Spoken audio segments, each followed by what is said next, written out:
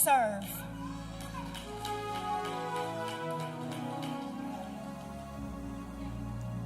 Mind the God that we serve. Because his will, his way, is the only way this ministry is going to accomplish what it needs to accomplish in the next 30 years. Who cares what everybody else's ministry is doing that isn't doing the will of God? Because this ministry isn't the only one. But the point is today, we, as the Yes Lord Deliverance Ministries, we have to mount up, elevate our minds beyond our circumstances. Things happen, life changes. That's true, and that won't ever change as long as we on this earth. But I dare you to rise above your circumstances and keep your focus on Jesus. And what you'll find is that although those circumstances will still be present, but they will be minimized in your thought process because your focus will be on the one that truly matters the most. And when you think about it, why should you mind your circumstances so much when the person who can control and change those circumstances is the one that can do the work? You can't do it by yourself. But imagine if all of that was done, we all was on one accord, elevation in mind and spirit, according to Jesus Christ, through Holy Spirit, leading and guiding each and every last one of us in this ministry, on one accord, unified, with the understanding that we got responsibility and accountability to holiness and to this ministry to do what we've been called to do. Could you imagine what it would look like in here? We want the glory of God to fall. And most importantly, we want him to be excited for it to happen. And that means unity.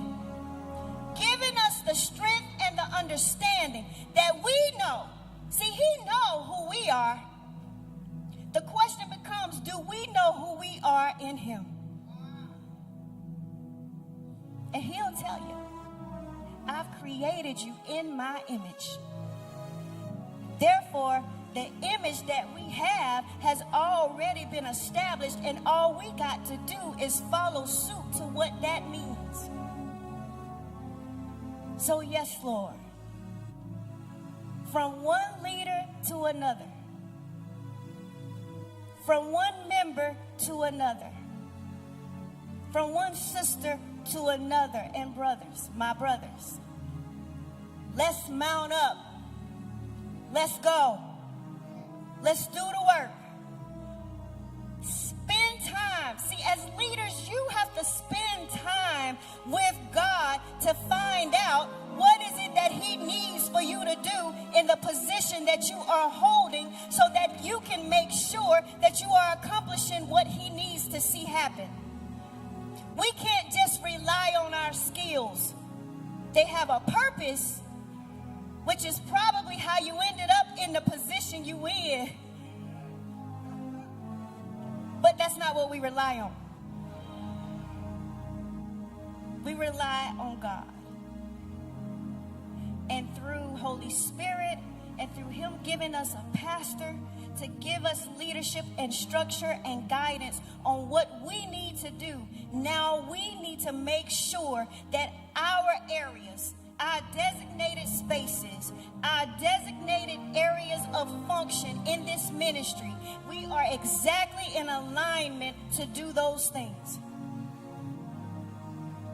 So I encourage you today, and at the same time say congratulations one more time to the 30 years of ministry.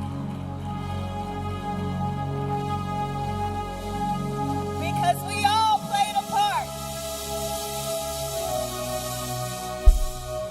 I was 19. All I knew is that Apostle Woods was my brother, and now he finna do what? What does that even even mean. But I came. I remember my mother gave me an option. She said I could stay because I was 18. You know, back then you had designated times to do certain things at certain years. Now it's a little different. But you know, like at 16, okay, you could get your hair, you could get a curl. You ain't getting your hair cut. At 18, you could get your hair cut because you old. Like, you know what I mean? You had certain.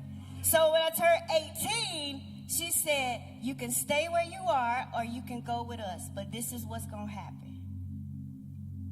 I was like, I'm going with y'all. Y'all ain't leaving me by myself. But I'm glad I did.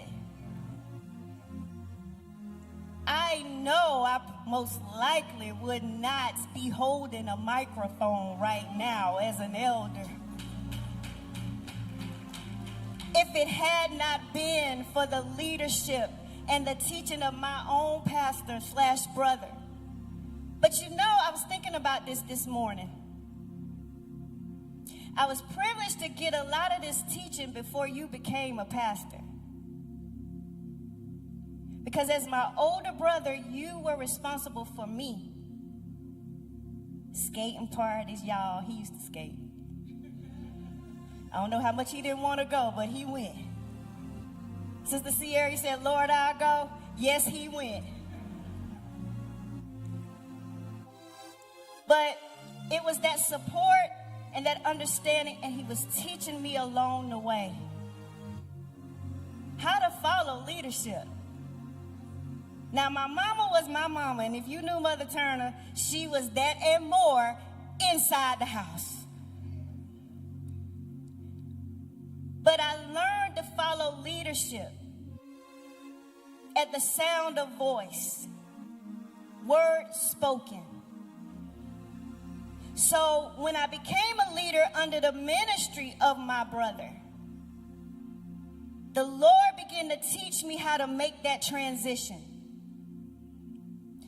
Every time I came in these doors, whatever my responsibility was, it was no longer, excuse me for this moment, David, my brother, but Pastor Woods.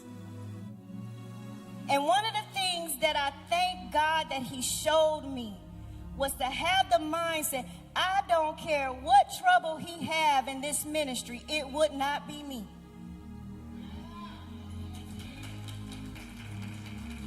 Because some people with families, they think because they family that they ain't got to do and they can do whatever they want to do and treat people how they want to treat them, and they ain't got to be accountable.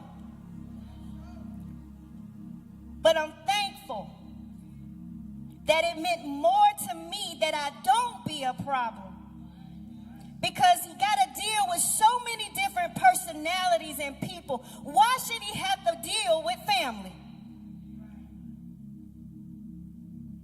So I thank you, Apostle Woods, for allowing me to be leader in this ministry that God gave you to instruct, to lead, and to be pastor. I will forever be grateful. I am the thought processed leader I am now because of your leadership. And I thank you. I love you. And I still say, don't you do nothing, let me handle it. That probably won't change. Now I just fight a little different. Thank the Lord. But thank you all. And I'm saying this from my family. I believe my mother would say, thank you, yes, Lord, Deliverance, for taking care of Apostle David Woods.